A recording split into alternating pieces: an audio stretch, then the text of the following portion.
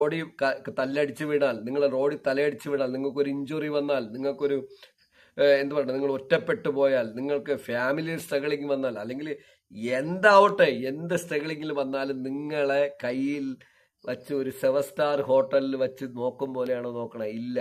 5 kilo അരി, 3 kilo അരി, 2 kilo അരി, റേഷൻ കട, ഇനി മുമ്പിരുന്ന കണക്കിന് എന്തെങ്കിലും നക്കാപ്പിച്ച എല്ലാവരും മാറി മാറി വന്ന ഓരോരുത്തരും, ഇതാരെയും ഞാൻ കുറ്റപ്പെടില്ല, അത് അവരുടെ സാഹചര്യമായിരിക്കണം, ഞാൻ അത് അങ്ങനെ വയ്ക്കുന്നു.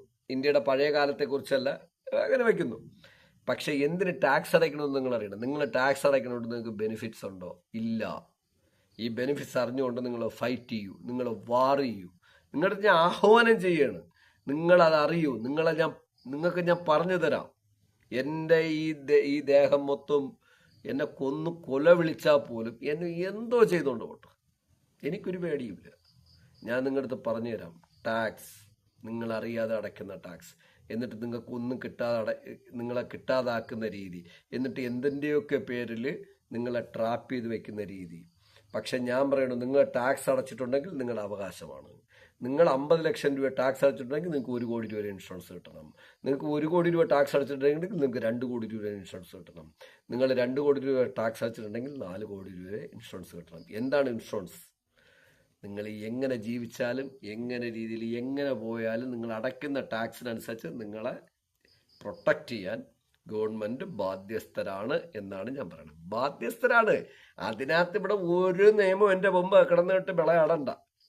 ഏത് നിയമം ഉണ്ടെങ്കിലും ഞാൻ ക്രോസ് ചെയ്യാൻ വേണ്ട. ഇല്ലെങ്കിൽ ഇന്ത്യൻ ഭരണഘടന മാറ്റി എഴുതണമെന്നാണ് ഞാൻ പറയണത്.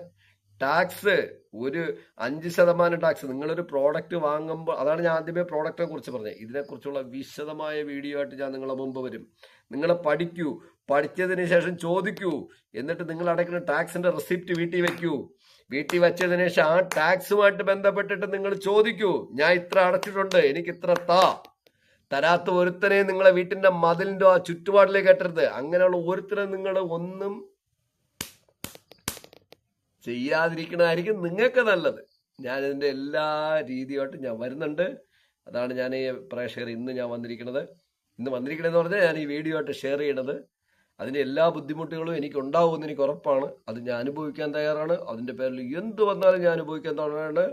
ആരെന്നെ എന്ത് ചെയ്താലും അനുഭവിക്കാൻ തയ്യാറാണ്. എനിക്കൊരു പേടിയില്ല. ഞാൻ നിങ്ങളുടെ മുമ്പ് തുറന്നു പറഞ്ഞുകൊണ്ട് ഓരോരോ വീഡിയോയും നമ്മുടെ സബ്ജക്റ്റ് എന്താണ്? ടാക്സ്.